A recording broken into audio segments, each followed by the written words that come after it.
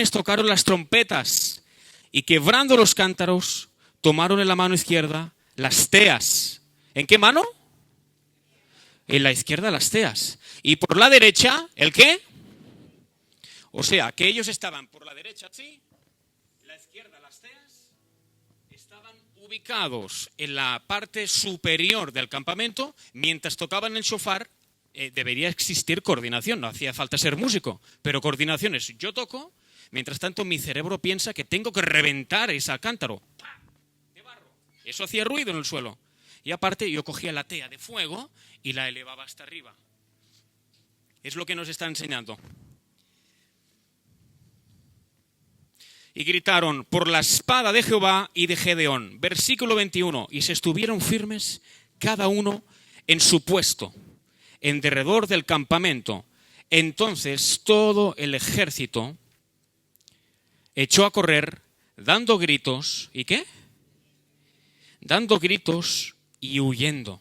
Porque uno puede pensar en el versículo 21, Gedeón, ¿me das una trompeta? ¿Me das un cántaro? ¿Me das una tea, que es como una antorcha? Sí, pero si vienen contra mí, tú confía en Dios, ¿vale? Pero son miles de miles y somos 300. No tengo con nada protegerme. Pero me asombra el versículo 21. Estuvieron firmes, cada uno en su puesto. Duraron. A lo mejor sí, tenían algo de miedo. Eran personas como tú y como yo. Y quizás duraron. Pero estaban en su puesto alrededor del campamento. Y los 300 tocaban la trompeta. Tocaban la trompeta. Es decir, con el ritmo y con el patrón típico de victoria.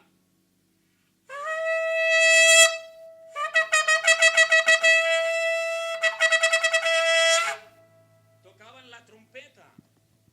Y Jehová puso la espada de cada uno contra su compañero en todo el campamento.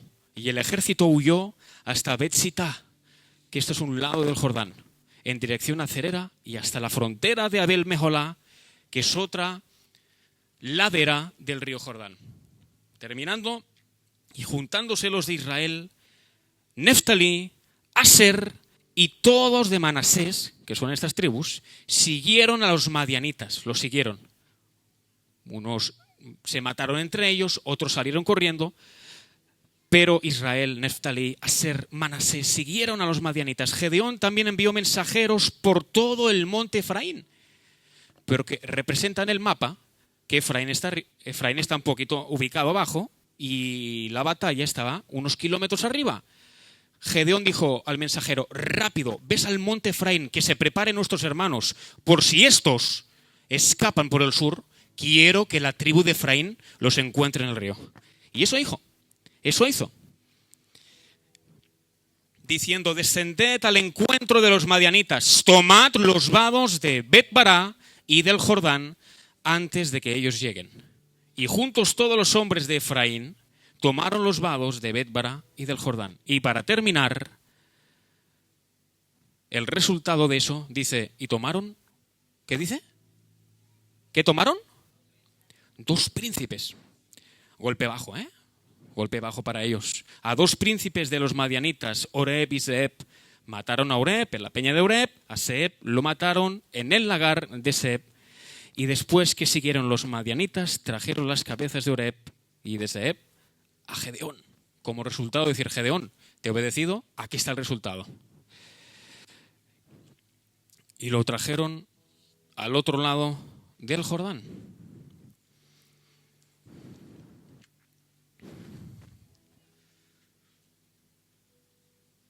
Libro de Jueces nos enseña las distintas listas o listados de jueces que pertenecieron.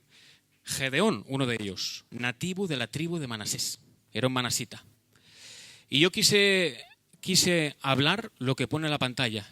Y le dije a Jesús, por favor, ponlo, porque lo sentía de parte de Dios, el título, Dios te llama a lo ilógico y a lo imposible. No te llamará a lo que puedes razonar o a lo que puedes entender. Si no, no sería Dios. Entonces, para entender el capítulo 7, me remonto a unos versículos de antes del capítulo 6. Antes de llegar a la derrota de los madianitas. Es decir, Joás era el padre de Gedeón. Y tras una incursión militar, este hombre se quedó con material de aquella población la cual saquearon. Ese material era pagano, era idólatra, era un altar a Baal y al dios Aserá, que el dios de Aserá tiene otro que se llama Astertá. Pero todo esto que hizo el padre de Gedeón, Joás, y tú dices, wow, pero si Gedeón era un tipo bien plantado y obediente y respondía bien ante Dios, ¿cómo puede ser que el padre decidió hacer eso en tiempos de guerras, que tú te quedes algo que sabes que Dios te dice, no tendrás dioses ajenos delante de mí, no te quedes vírgenes, no te quedes material idolátrico, pagano, cuidado con lo que comes, ¿dónde vas a comprar? Sabiéndolo, ¿por qué lo hizo? Ahora, en unas frases más adelante veremos en qué situación se encontraba Israel. Dios llama a Gedeón, siendo el hijo de Joás, para derribar ese altar pagano, idolátrico. Y llamó a Gedeón. Sabemos, y resumiendo muy rápidamente, Gedeón, mediante su acto de fe, realizó el derribo de ese altar, aun sabiendo que Israel iría en contra de él. Y tú dices, a ver, lo que me estás explicando no me cuadra nada. O sea, que Israel irá en contra de Gedeón para derribar un altar pagano. Hay algo que no me cuadra. Es lo que te estaba comentando, que ahora veremos en qué situación el pueblo se encontraba. Gedeón lo hizo, la gente echó suertes, pasan los días. Ya sabemos quién ha sido, el hijo de Joás. Que salga al frente porque vamos a matarlo. Esto no puede ser, no lo vamos a permitir. Pero Joás, su papá, lo defendió. Lo defendió. Entonces, a partir de ahí, y yendo a pasos un poquito más agigantados, podemos ver que por qué dice aquí la primera frase, levantándose pues de mañana Jerobaal, que esto es, contienda Baal contra él, haga riña Baal contra él porque derribó su altar. Por eso Gedeón le llamaban Jero, el que derriba, Baal, el que derriba a Baal. Por eso lo llamaron así. Entonces, el paso número 1 de Gedeón fue ese llamamiento concreto y específico de decir, empieza en orden por tu casa. Ya sé que tú tienes ilusiones, sueños, proyectos que te gustaría en un futuro y tal, pero empieza por casa. Porque en casa hay desorden. En casa hay cosas que atar y hay cosas que sellar. Entonces, no puedes pasar al número 3 si no empiezas por el número 1. Entonces, Gedeón fue tratado por Dios, él activó la fe, aún metiéndose en problemas. Hizo eso porque quería aplacar la ira de Dios en contra de Israel. Al tener otros dioses, y Dios fue muy claro en Éxodo, en Deuteronomio, no tengas dioses delante de mí. Entonces, Gedeón fue una especie de libertador, entre comillas. Terminando el capítulo 6, vemos cómo Dios llama de manera muy concreta, muy específica a Gedeón. Después de lo que hizo contra Baal, Dios le llama y le da una misión específica, concreta, que es la derrota ¿de quién? De los madianitas. Querían terminar así con la opresión, porque madianitas, amalecitas, hijos del oriente, se metieron por 7 años en la nación de Israel. 7 años fastidiando, 7 años saqueando, 7 años metiéndose en los campos de cultivo, los camps de conreo, como decimos en Cataluña, porque sabían que los hebreos en el Antiguo Testamento decían, ya es el tiempo de la cosecha, de la siega, vamos a recoger. Dios mío, iban todos los amalecitas, toda esta gente árabe, todos los madianitas, hijos del oriente, a fastidiarles porque sabían cuándo los hebreos iban a recoger su comida con tanto esfuerzo. 7 años fastidiando el pueblo de Dios. 7 años sojuzgando el pueblo de Dios. Y Dios dijo, tengo que hacer algo. Tengo que enviar a un profeta para que hable claro a Israel que está torcido, porque está metiendo dioses y yo dije que no quiero, pero voy a enviar a un juez, Gedeón, para que haga especie de libertador, para que remueva toda esta negatividad del Estado, del país. ¿Se entiende hasta aquí, iglesia? Y así terminar con la opresión que duró por 7 años. Gedeón dudó del llamado de Dios y lo vemos en el final del capítulo 6, una página un poco antes. Gedeón dudó del llamado de Dios, pero no por falta de fe, sino por la debilidad de su carne, lo que le llevó a afectar la esperanza, la fe en su espíritu. Él en eso dudó, pero ¿por qué dudó? Porque él pensaba, soy de la tribu de Manasés, de una de las familias más pobres, no tengo recursos. En mí Jehová no se va a fijar en nada. Y después, dentro de las leyes hebreas, el varón que primero ha nacido es el que tendrá todos los bienes de parte de papá. Y encima yo soy el menor. ¿Qué esperanza voy a tener yo? Nada, yo no tengo esperanza, no me veo, estoy desanimado, no. Entonces, él sabía que no tenía muchas posibilidades. Con estos condicionantes que te he dicho, él se limitaba en su corazón, en su carácter, en su mente, él se limitaba mucho. Y él nunca hubiese pensado ser llamado de parte de Dios para hacerlo. Primero para ser juez y después para liberar al pueblo. Pero seguía la debilidad en la mente de en la mente de Gedeón, disculpad. Seguía la debilidad. Dudó si realmente era Dios quien le estaba hablando. Gedeón, tengo que hacer esto, liberta al pueblo, llevas 7 años en esta opresión, no puede ser que vivamos un día más así. Por eso te envío. Claro, Gedeón al recibir ese llamado, dudó de si realmente mi mente y la voz de mi mente me está dando una mala experiencia y es mi ilusión de servir a Dios. Es la única cosa, es la voz de mi ilusión que me está hablando de que yo vaya para allá, si esto es una cosa, un cargo muy importante. Entonces Gedeón pidió 2 confirmaciones a Dios y de esas 2 confirmaciones Dios le trajo un ángel, le dijo, adelante, yo te hablo y yo te confirmo que esta es la palabra de Dios.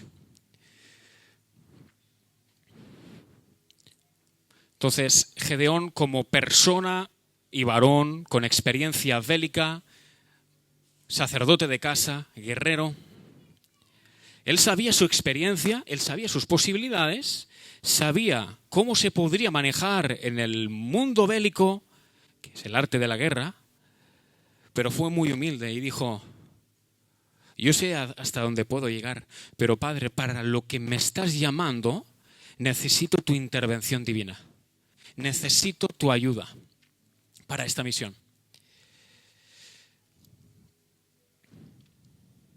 Entonces, una vez confirmado que Dios le dijo a través del ángel, ves para esta misión que yo te quiero usar para esta hazaña, el corazón de Gedeón se llenó de esperanza, se llenó de afirmación, se llenó de confirmación.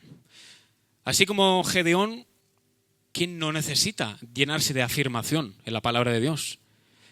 Que Dios te reconforte a través de su espíritu, de su palabra. Confirme el mensaje a través del pastor o la pastora o el predicador. Mira, hermano, Gedeón en ese momento, cuando Dios le confirmó lo que tenía que hacer, por 2 veces, porque Gedeón le dijo, discúlpame, que no se encienda la ira contra mí, pero dudo, necesito una segunda confirmación. Cuando Dios le dio, la esperanza abrazó el corazón de Gedeón y tiró para adelante.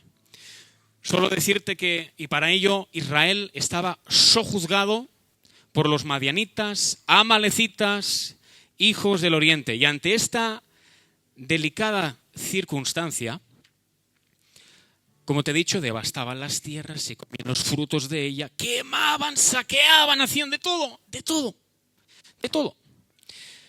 Y la verdad, la llevaban a la humillación pública porque las demás naciones escuchaban dónde se metió Israel. Con los amalecitas, los madianitas, los hijos del oriente. Mira, si no son nadie, son como pulgas. Ahora vienen los hijos árabes y vienen aquí y los manipulan, los llevan, los hacen de vuelta y media. Para Israel eso era una humillación, estar en esa condición. Por lo que vemos, Israel se encontraba en un escenario bastante delicado, un escenario bastante complicado.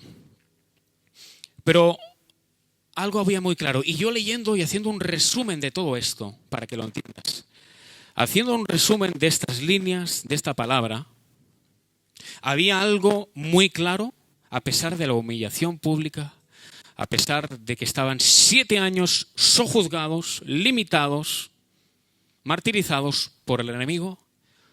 Yo sé, y Dios te habla, que hay algo muy claro, que el Señor Todopoderoso se manifestará incluso en la débil y abandonada condición que puedas estar. Dios se puede manifestar incluso en la débil y abandonada situación, delicada, humillante, ¿cómo le quieres decir?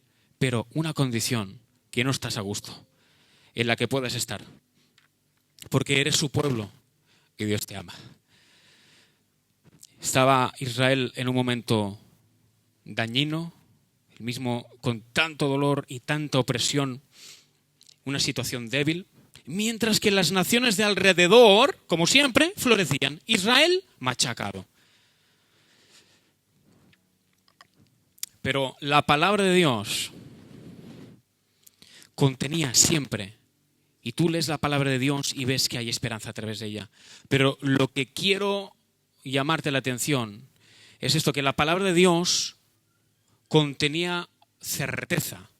Dios habló a su pueblo y contenía una certeza. Esa certeza le traía confort a su alma. Por lo cual podemos decir que la palabra de Dios contenía una confortante certeza para todos los tiempos, para los de antes antiguos y para los contemporáneos. De que el Señor, y por favor grábatelo en tu mente y en tu corazón, el Señor no ha olvidado a su pueblo. El Señor no ha olvidado a su iglesia. Incluso cuando ella no puede discernir, no puede darse cuenta, no puede deducir de la intervención divina en el día a día, de la influencia benéfica de Dios.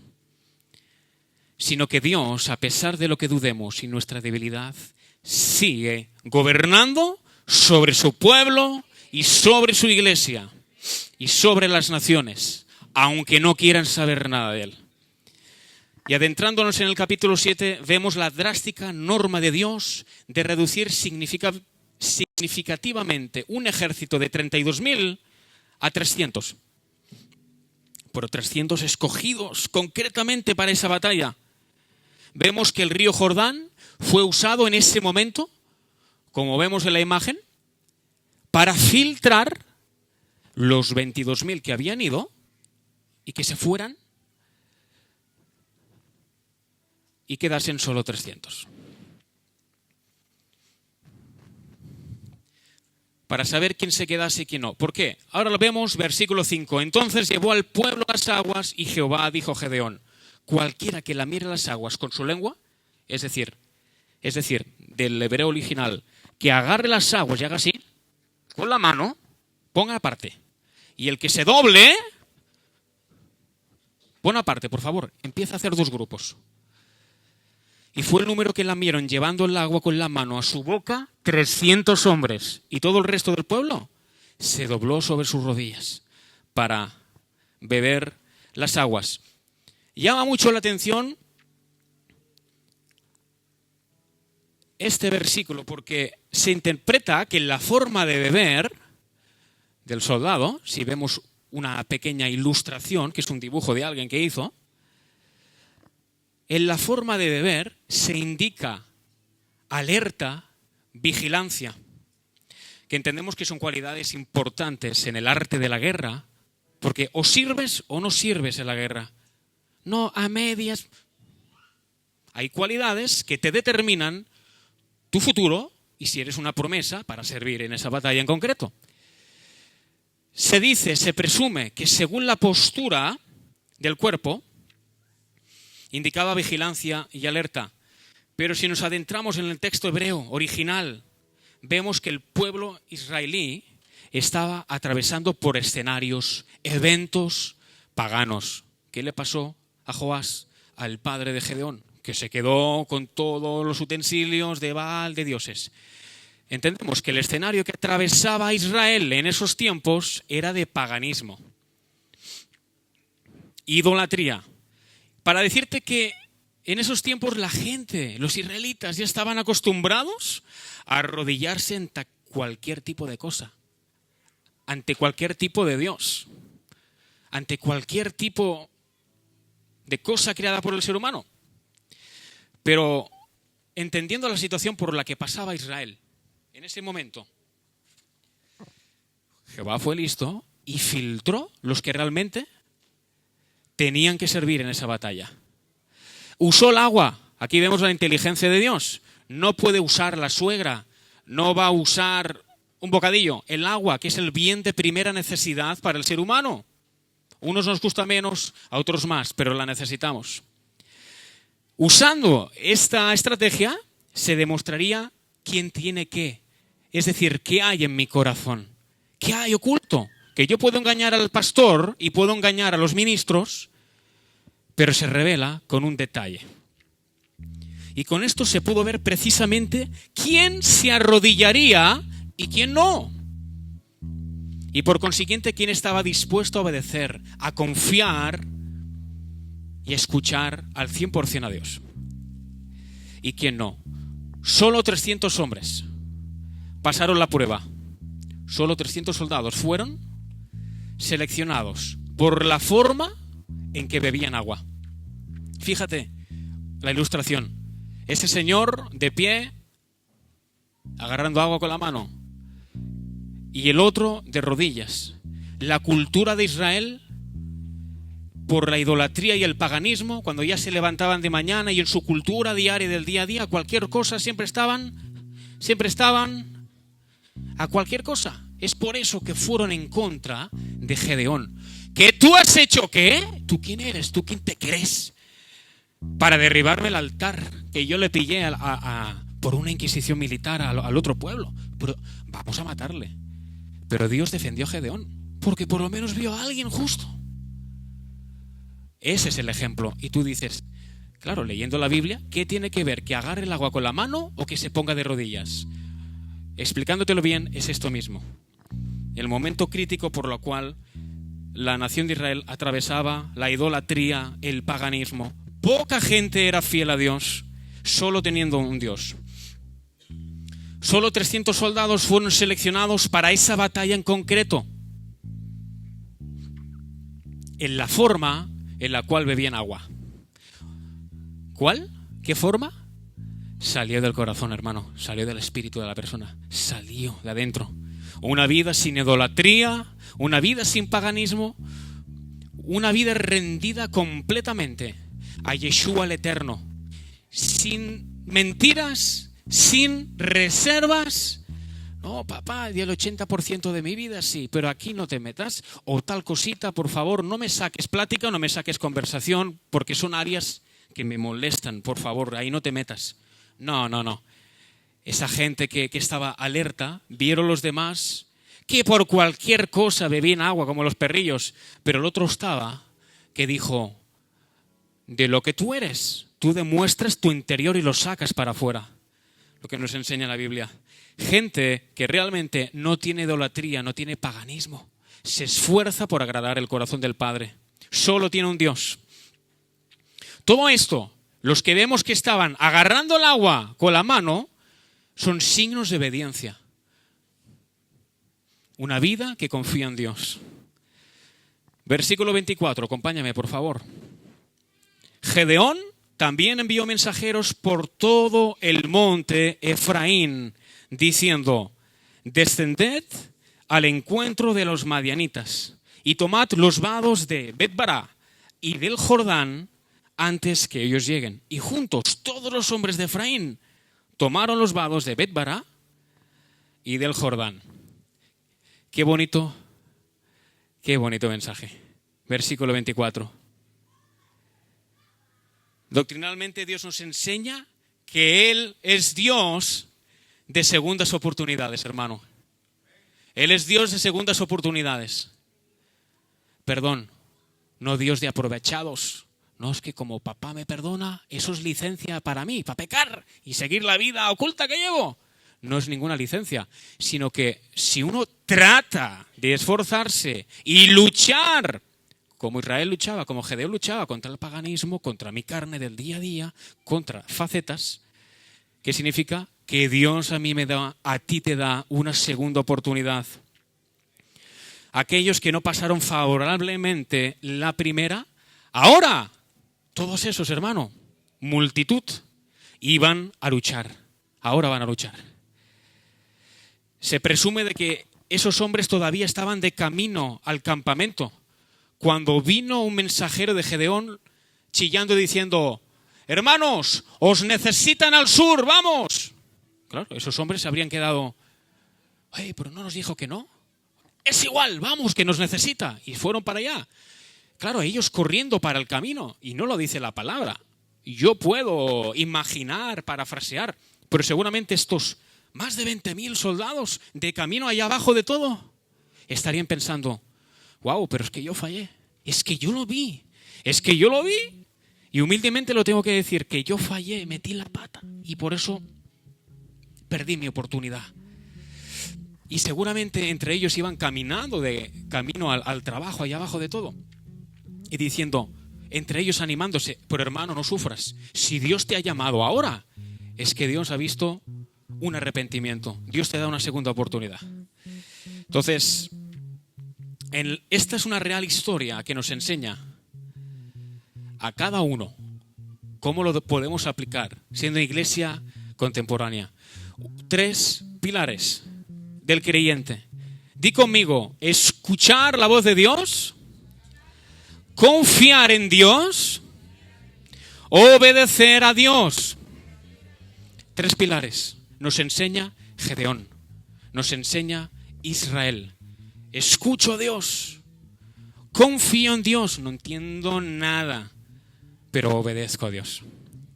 Hoy Dios te está llamando a quererle, aún en medio de tu dificultad aplastante.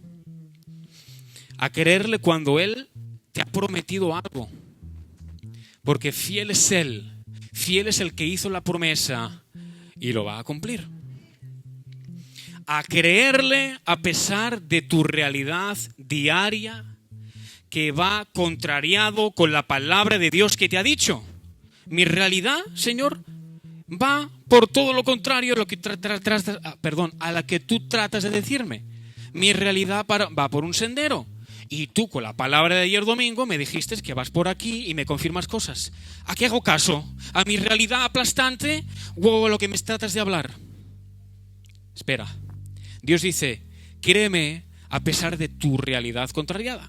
Créeme a pesar de que tu fe se tambalea. Pero ¿sabes qué, hermano, hermana? En medio de esa crisis personal, eventual, temporal o fija, pero no es para siempre una crisis, en medio de ella es cuando más Dios se revela, cuando ves más la intervención divina, la ayuda de Dios.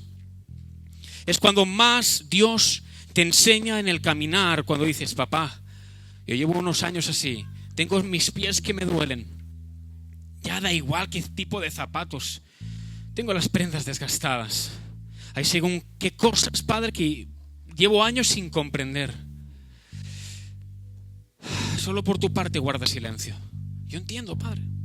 No por eso dejaré de ser tu hijo. Tú has dado mucho por mí.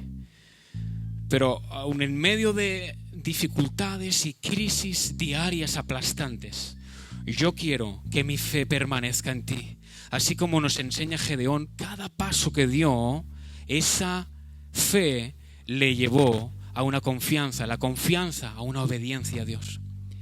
Y esa obediencia le llevó a Gedeón y a la nación de Israel a una victoria. Sacar esos animales que estaban 7 años haciendo daño a los niños, a las familias, a la comida.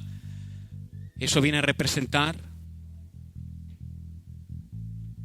en muchos aspectos no solo el enemigo, sino mi propio estilo de vida, que yo me creo que voy por un sendero correcto, pero cuando no es así. En medio de esas crisis es cuando más Dios se revela, acuérdate.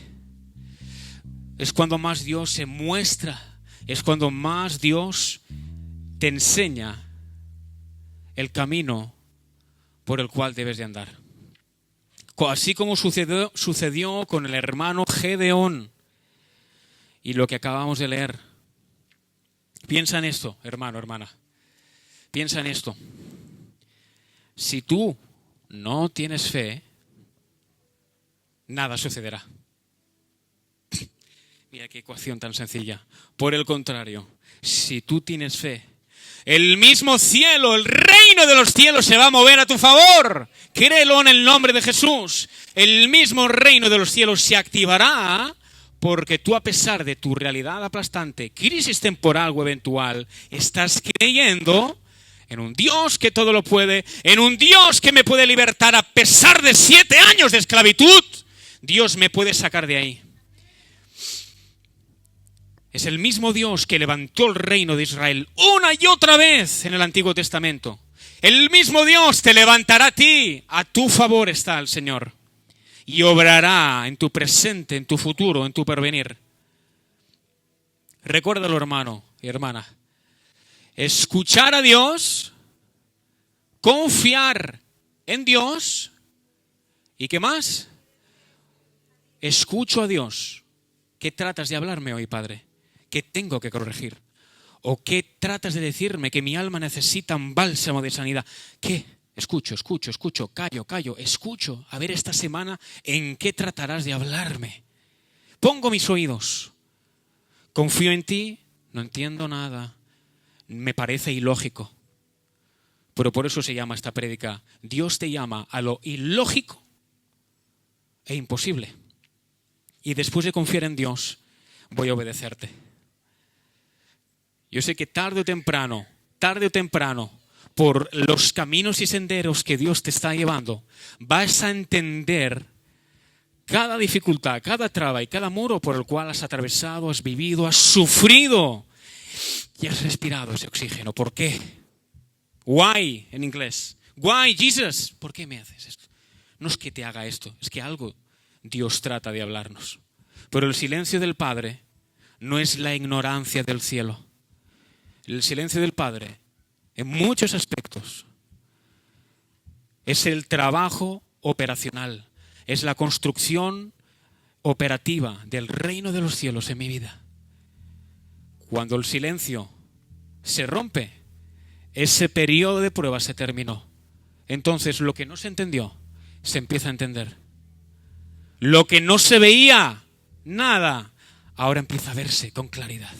Porque Dios activa todo colirio en los ojos. Pero hermano, educa el vientre de tu oído. ¿Qué escuchas? ¿Qué comes? ¿Qué ves? ¿Qué percibes? Los 5 sentidos, cuídalos, porque Dios esta semana tratará de hablarte a través de ellos. La vista, el olfato, el sabor, el oído y el tacto. Cuídalos, porque a través de ellos también el reino de Dios es manifestado. Percibimos a nivel espiritual cosas a través de los 5 sentidos, pero Dios esta semana tratará y te hablará a través de ellos. Solo te pido que seas receptivo. Aunque en la vida hay experiencia y han habido dificultades, que eso no se provoque en tu corazón como callos en la mano, duros. No, es que esto ya me cuesta porque... Dice el Señor, renueva tu manera de pensar. Ensancha la tienda. Ensancha tu corazón, tu manera de pensar. Dice el Señor, porque yo en esta nueva semana tengo una nueva palabra y quiero bendecirte a través de ella. Si necesitas bálsamo para el alma, si necesitas respuestas, si necesitas ser guiado de otra manera, en nuevos caminos, yo soy la respuesta, pero yo te hablaré, te dice el Señor. Padre, bienvenido, Señor. Gracias por tu palabra. Necesitamos, Señor, ser receptivos para lo que tú tratarás de hablarnos en esta nueva semana. Y esta política, empezarla a aplicar cada semana y decir, Señor, en esta nueva semana yo quiero ser receptivo, yo quiero oírte, yo quiero practicar la humildad. No quiero decir, no, es que esto ya lo sé, no, es que ya pasé por eso, son problemas, son callos en mi corazón, me dan temor. No, ser como los niños, personas totalmente nuevas, que no tienen miedo a lo porvenir. Ser totalmente renovados para lo que tú tratarás de hablarnos y llevarnos hacia esa nueva tierra. Así como Israel, los israelitas, los hebreos y los judíos trabajaron para recibir su bendición y al día de hoy disfrutan de ese fruto de la tierra de Canaán, nosotros queremos cuidar, pelear, administrar sabiamente y gestionar de manera inteligente y prudente las bendiciones que tú nos otorgas. En el nombre de Cristo Jesús, bendecimos en cada momento donde tu iglesia comparte tu palabra en los 5 continentes del mundo. Bendícela. En el nombre de Jesús.